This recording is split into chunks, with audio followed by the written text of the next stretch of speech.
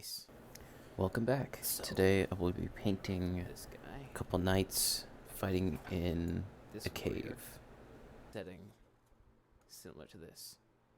So I'll first start and off by foremost, placing he's markers gonna be the main subject. for where all of This guy. his points are going to be once I've decided So where it's he'll gonna be fit. about here. Important parts to mark are the top of his head, his shoulders, his waist, Shoulder about and here. where he'll meet the bottom of the canvas. Waist about here. When trying to get measurements, and an easy tool you one can of the fun have things about drawing is when you your whip knuckle pencil. reference. You can use it Use to your gauge the pencil size for of measure. parts. Sometimes I use the So as you're close to something, cut part of the pencil. Sometimes I use my thumb pull out as a placeholder. do scales And as then easy as possible. when you found the size of something and you Now, want to figure out and the angle, you simply you twist want to it see which angle things are over. going, match it with the original, translate over. And then you can Kinda stay fun. consistent so long as you lock your wrist right. It's a very similar method to using hands, strides, or feet to measure something. This is a knight done without a reference, and it took a lot of trial and error to get him right. I think even in the end his helmet was a bit too big, but that's okay. Maybe I'm the only one who notices. I find ribbed cloth really fun to draw. It's just, you can get a little bit more free with it. So that's why I tend to use it for anything that I want to cover something up. Finishing up with the sword and the rest of the details, I'm about ready to move on to the guy in the background. This is where it gets weirder.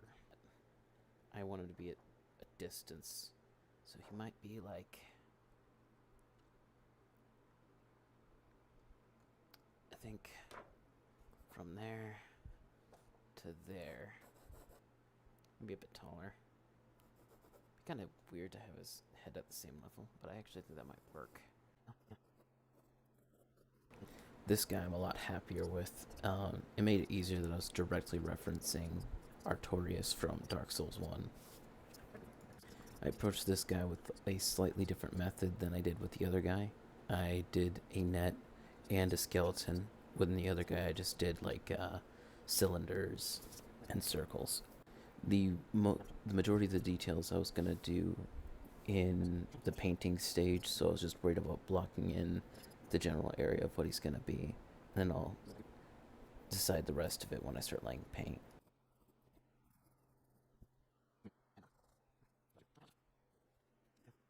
From here, I'm just adding finishing details to make sure it's polished the way I want it to be, so it's easiest as possible for me to recognize what things are when the rest of it's covered with paint.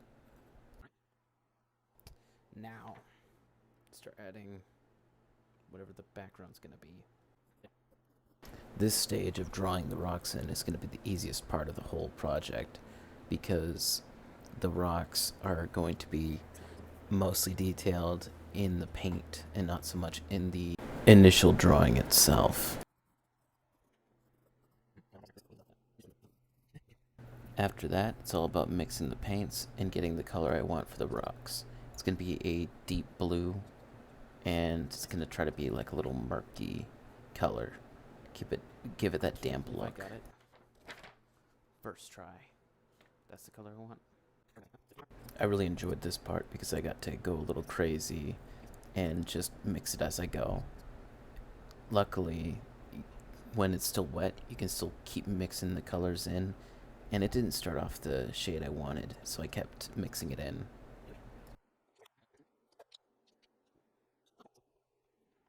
Here I wasn't afraid to add as much black as I needed, because it was supposed to be dark background to kind of make the knights pop out more. The craziest part about it is as I was working on it, I noticed the colors were becoming what I wanted it to be without really all that much effort, because I kept some of the lingering colors on and mixed them on the brush, keeping a little diversity in the shade and not making it the same flat color. I like it to be a little bit more textured in the project.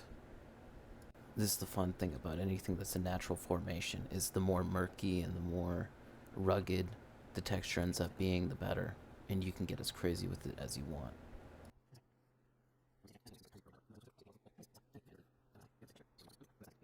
I decided to do the border as I went before moving on to the very deep background, the part that has basically no color in it at all.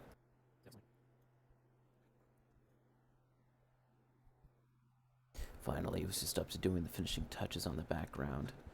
It would just be a deep black, not much color to it, just leaving some of the residue blue and just adding more red and then adding some black to make it a far deeper color.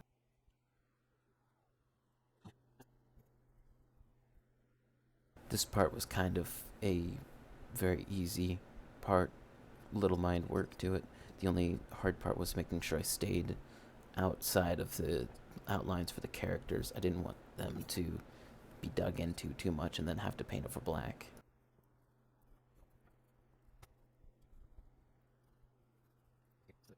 Finally, it was down to painting the knights. I started with the cape on the red knight. One thing I took for granted, having learned this when I was in high school, which is with color, if you want to deepen a color, add some shadows, you don't add black. You deepen it with the complementary color.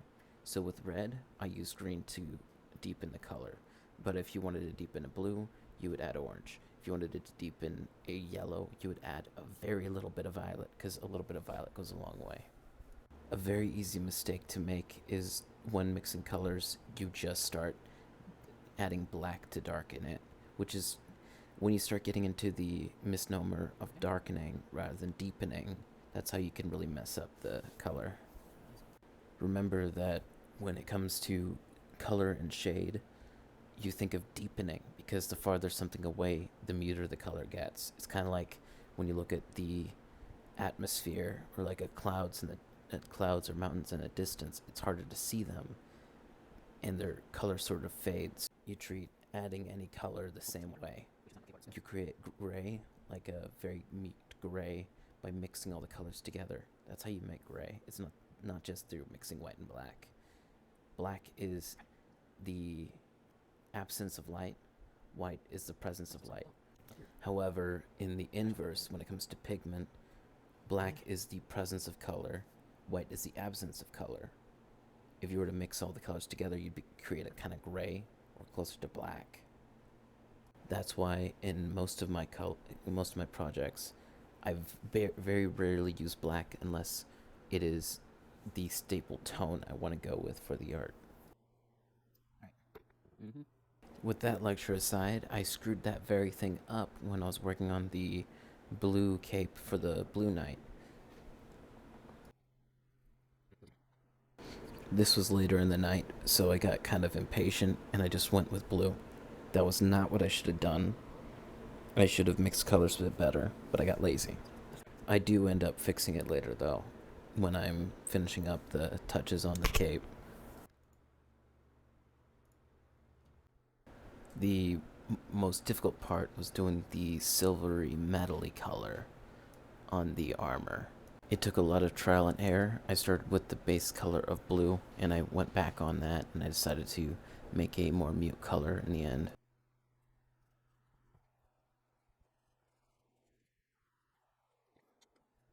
Over this process, there was parts I liked and parts I didn't. It was just very frustrating when working on the first guy, but I think I perfected it before working on the next. In the end, I did find the color I was looking for with a mixing blue and orange a bit more closely and then adding some white and black. Kind of a cheat, but I feel like it was kind of necessary at this point. Luckily, by the time I started working on the Blue Knight, I figured out what colors I was going to use. So this part I've made a lot fewer mistakes on, and I feel like he ended up better in the end. I just did the same details, and I just added more shade to it rather than adding any highlights, because the highlights were just the white that was already there, and I just used that to my advantage.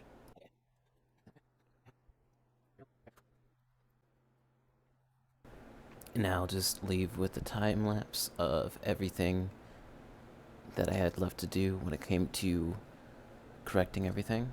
And for now, thank you for watching.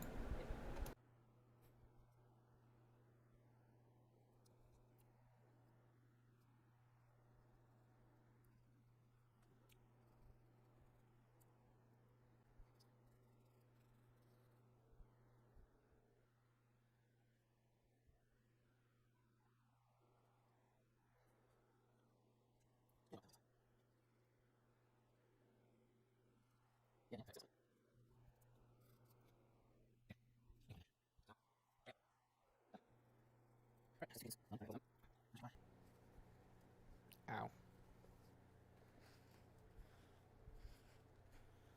Oh yeah, I should probably stop recording. Dumb of me. Alright, thank you for watching.